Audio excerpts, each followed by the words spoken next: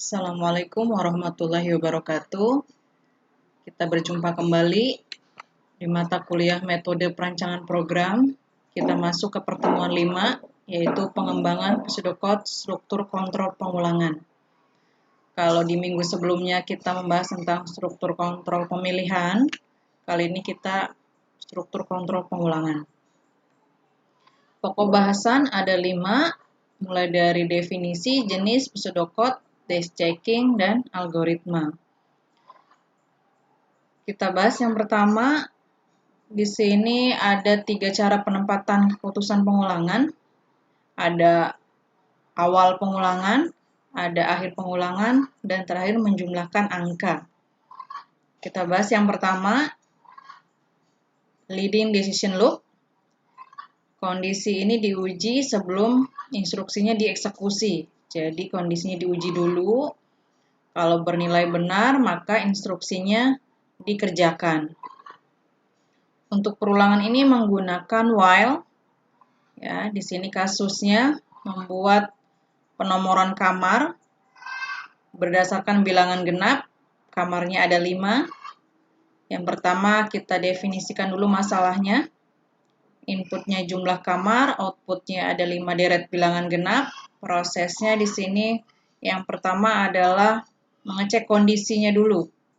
Apakah kurang dari sama dengan jumlah kamar, nilai I-nya, kemudian kalau benar maka dieksekusi perintah atau instruksi yaitu A sama dengan A plus 2, kemudian cetak A.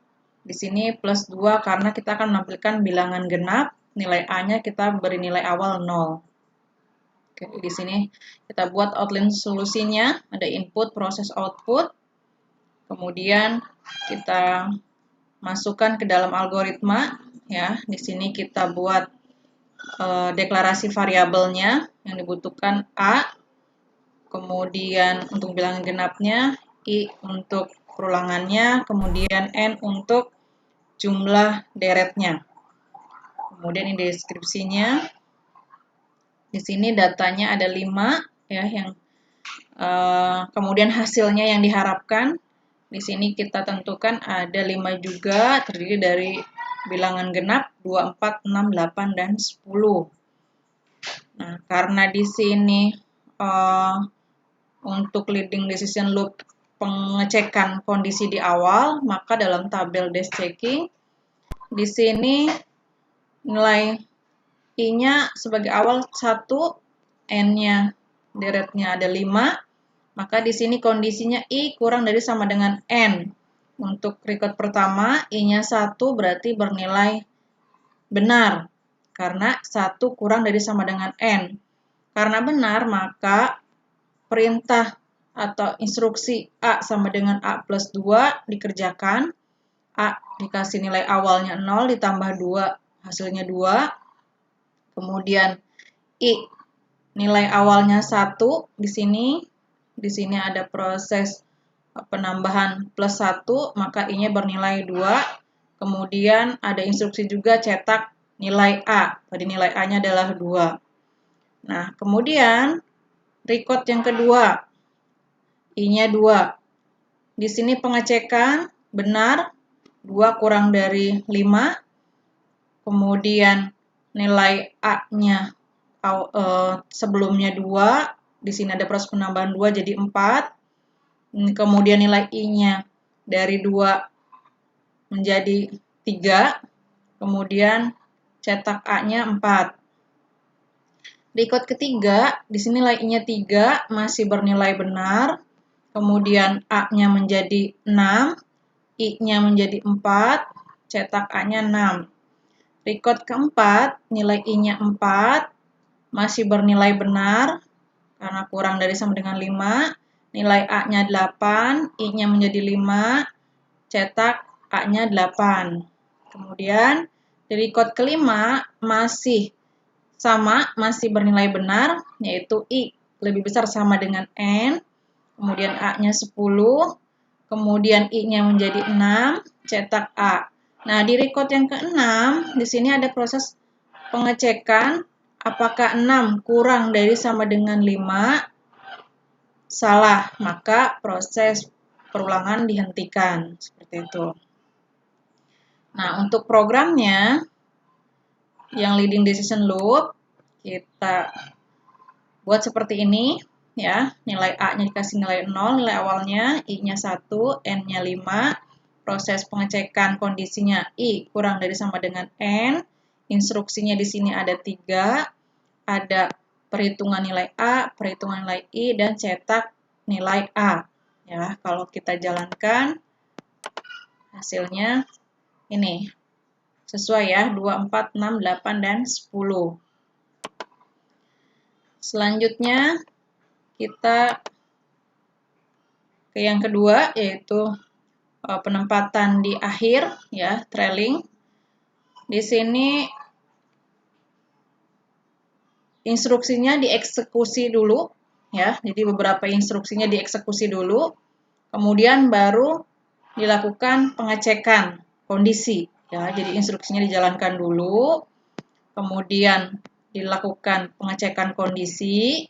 Kalau dia nilainya masih salah, ya, atau belum memenuhi, maka dia masih melanjutkan instruksi. Kalau sudah memenuhi, maka akan dihentikan, ya. Nah, di sini kasusnya adalah membuat nomor antrian bilangan ganjil. Ada 5 maksimalnya. Di sini kita buat definisi masalahnya sama seperti yang sebelumnya, ya. Di leading decision loop. Kemudian di sini algoritmanya, di sini pengecekannya, ya. Bedanya dengan yang sebelumnya di nomor 1 tadi, di sini dijalankan dulu instruksinya, ya. Jadi dicetak dulu nilai A-nya. Di sini nilai A-nya kasih nilai awal 1, kemudian ada proses perhitungan nilai A, ya. Di mana nilai A ditambah 2 menjadi 3, kemudian nilai I-nya dikasih nilai awal 1, di sini ada proses perhitungan nilai I sama dengan 1 menjadi 2, baru di sini melakukan proses pengecekan apakah nilai I lebih besar dari N, ya. Nilai I-nya 1, N-nya 5, berarti masih bernilai salah. Sampai dengan di akhir, kalau nilainya sudah benar, ya, di sini 6 dan 5, I-nya 6, N-nya 5, I lebih besar dari N, sudah benar, maka proses loopingnya atau instruksi, tiga instruksi ini sudah tidak dijalankan lagi atau berhenti, ya. Di sini untuk programnya trailing decision, ya. Nilai awal A-nya dikasih 1, nilai I-nya 1, kemudian N-nya 5. Di sini dikerjakan dulu, ya, instruksinya ada 3. Nah, setelah dikerjakan baru ada proses pengecekan, ya, di mana I lebih kecil sama dengan N, ya. Kalau kita jalankan, hasilnya adalah nilai ganjil atau angka ganjil sebanyak 5 angka, 1, 3, 5, 7, 9. Oke. Selanjutnya adalah counted loop, ya. Di sini untuk perulangan yang digunakan bentuk for, ya. Di mana untuk bentuk for ada inisialisasi dulu, ya, variabelnya, kemudian ada syaratnya, kemudian ada mengubah nilai pencacah, ya. Oke. Di sini contoh kasusnya adalah membuat deret bilangan sebanyak 5 menampilkan angka 1, 4, 9, ini harusnya 16, ya, 25. Nah, itu bilangan akar kuadrat, ya. Di sini inputnya jumlah bilangan, outputnya 5 bilangan akar kuadrat. Prosesnya di sini ada pengkondisiannya dulu, I kurang dari sama dengan jumlah bilangan. Kemudian di sini ada cetak A, kemudian A di sini untuk saya kan menggunakan C++, maka saya gunakan perintah POW, ya, bukan SQR. Nah, di sini untuk Kotlin solusinya sama seperti sebelumnya, algoritmanya, kemudian checkingnya, di sini proses untuk tabelnya, tabel checkingnya, Ini sama dengan sebelumnya. Nah, untuk programnya kita gunakan di sini pertama untuk nilai A-nya 1 ya. Kemudian I-nya 1, N-nya 5 masih sama. Di sini nilai I ini inisialisasinya, I sama dengan 1. Kemudian ini syarat pengulangannya ya, I lebih kecil sama dengan N. Kemudian di sini I plus plus sebagai pengubah nilai pencacah ya, naik berarti dia. Nah, di sini A sama dengan PO I, 2 ya, di sini untuk akar. Kemudian atau untuk pangkat ya, maksudnya pangkat 2.